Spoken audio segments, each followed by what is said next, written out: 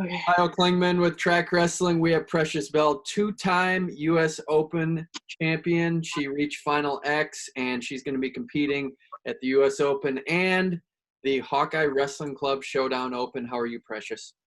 Good. How are you? Doing great. And you're from California. Now you're in Wisconsin. How are you liking living there? It's a big difference. I actually love it here because I actually get to see the drastic change in the weather versus Cali. It's kind of just like smooth sailing. We have hot days. I was laughing the other day because I went on Facebook and I was looking at my fall picture and the timestamp says like December 17th and the leaves are finally falling off the trees and everything and getting cold. And the leaves have already started falling off the trees and it's really cold. And it's October now. So yeah. Definitely way different. What predicated that move? What made you decide to go to Wisconsin? I'm really big in trying to like stay out of my comfort zone and push myself to do a lot of things. And when I was thinking about it, when COVID hit, I knew I wanted to leave California after college. I wrestled at Menlo, and I knew that I needed to get out and find different places to prevail, and which will like push me that I don't have to really worry about school and working as much, so I can give 100% of myself into wrestling versus the 50% I was able to give myself into wrestling, even though I've been very successful. So I was supposed to move to the OTC, but then COVID hit, and I was really excited about that just because being able to have the opportunity of earning your spot to live at the OTC is huge.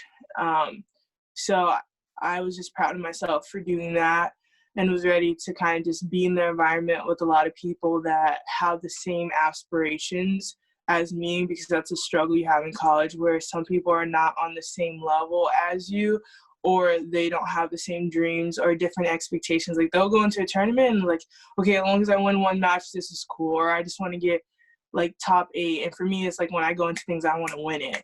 Like it's no room for me losing or anything, or I'm not settling for anything. I'm always trying to go above and beyond of what I can do. So I was excited to move there, but then COVID hit, and then a lot of things with priorities of wrestlers and everything, and even being the second wrestler in the country is still very hard because you have, let's see, it's 6 weight classes, but then 10 weights. So you got 10 other people ahead of you and like 9 other number 2s. So it's like the priority is kind of just like not stacked that high for you.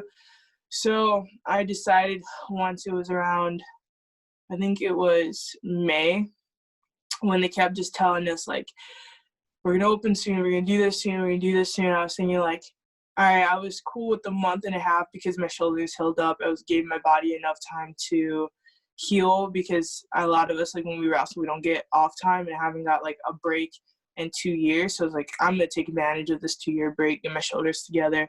But once it was fine, I was just thinking to myself like, all right, this is clearly not the path God chose for me if it's constantly on hold.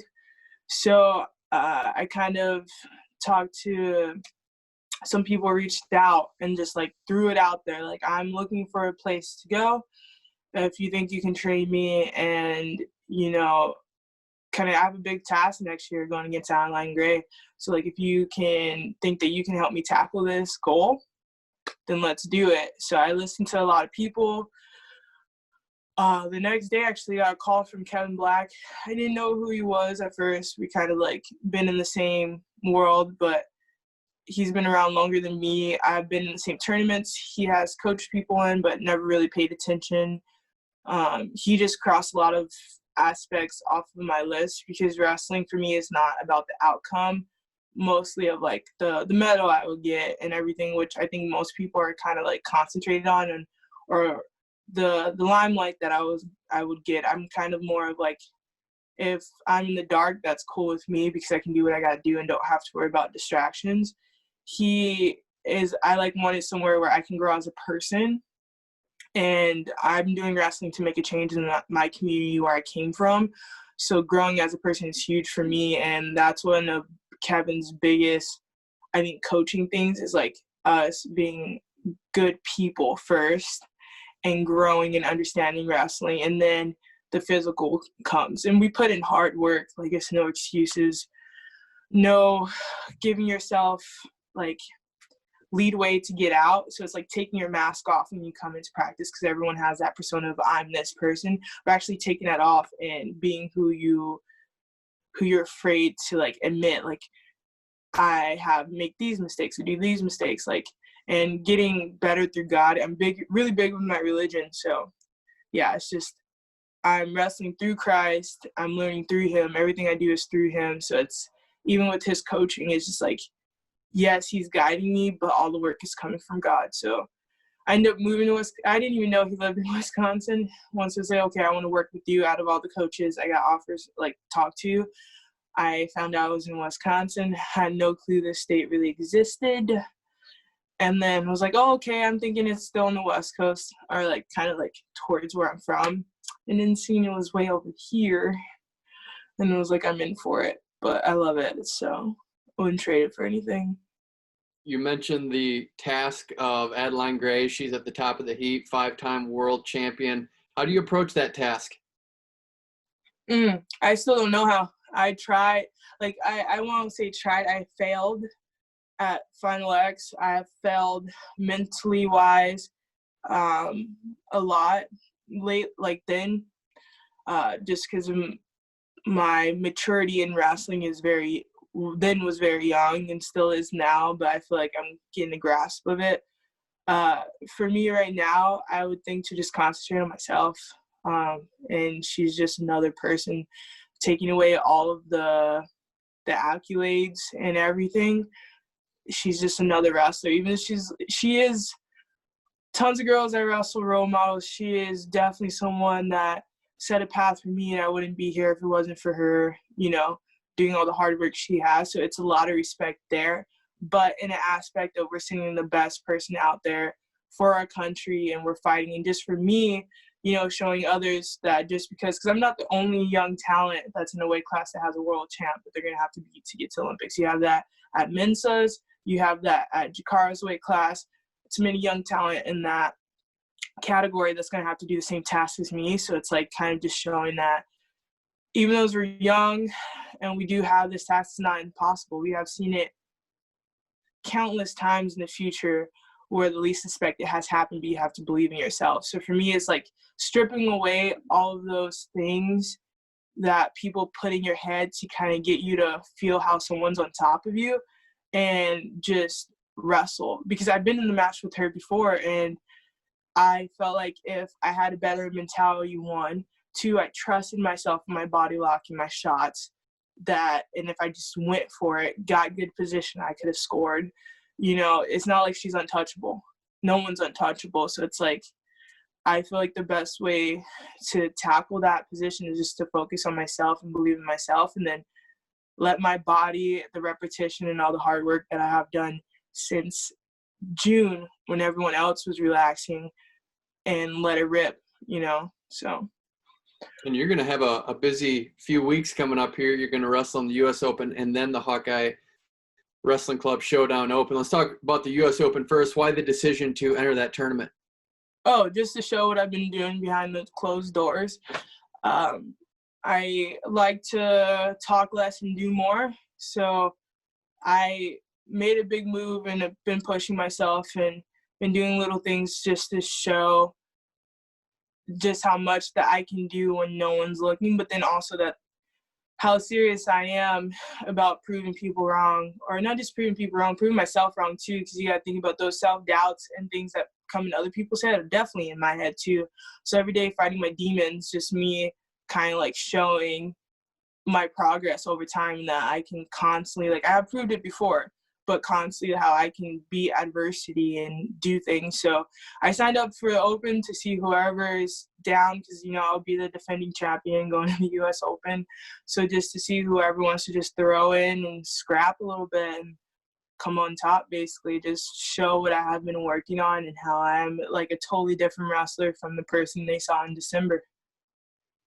How are you viewing this opportunity with the Hawkeye Wrestling Club Showdown Open? Pretty cool. There's 9 matches. You're one of them. Hope you're excited about it.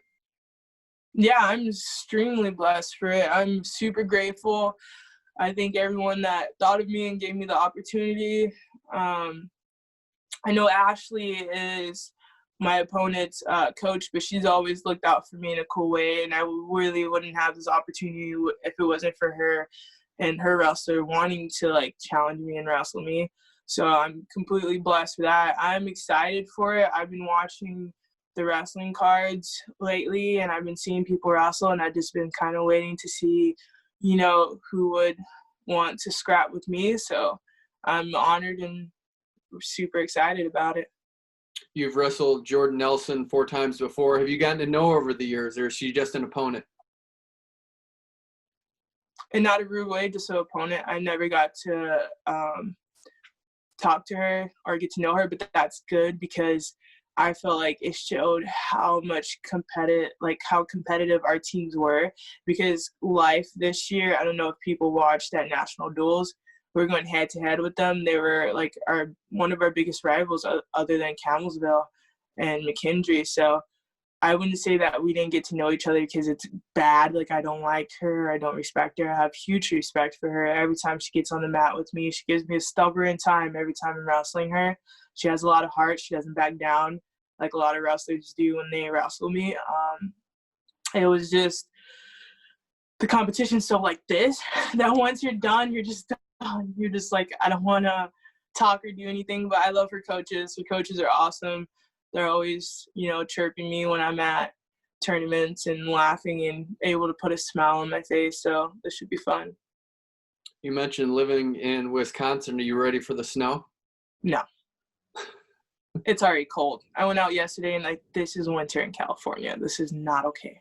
Like, it was 34 degrees during the day and I was like, what is this? And people are telling me that supposedly like that's the highest it gets. That's like a heat wave and people are in t-shirts. So no, I'm not ready. I mean, if you're not ready, do you have any ways you're going to prepare a little bit? You got a winter coat yet? So that's something me and Kevin are working on and trying to see. I'm kind of like wonky with my style, so gotta see what fits me.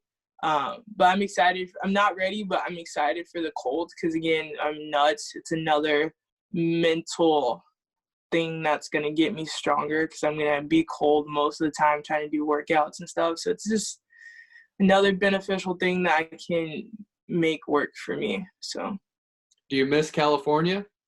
I don't really I miss some things about California. For people that know me, I'm a big In-N-Out person. Ate that religiously. So I miss my In-N-Out.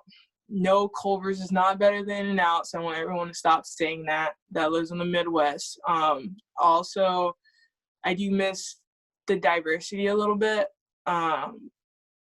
Just seeing familiar faces, kind of being in that environment that I'm used to being in. I do miss the music. This country music is driving me nuts. And this rap, I miss rap. I miss, bachata. I miss, all of the culture music. I'm just listening to a lot of 80s rock and country. So I'm missing that. But Wisconsin is beautiful nature-wise. I have never had so much fun and spend less money enjoying myself. So that's something I don't miss about California. I love the people here. They're so inviting. I'll be running or doing something and people will stop and say hi to me, try to get to know who I am, help me out. It's very, I don't even know how to explain it, a very nurturing place to be in. So no, I don't miss home in that aspect. I just miss, the little things. But Kevin's been good at keeping it diverse. So I get my rap in with him and I get my little tunes and I get my food. He shows me places to go, so I'm in good hands. Are we going to get Precious Bell competing for another couple Olympic cycles?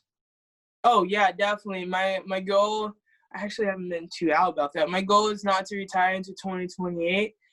I'll be 31. I'll be done after that.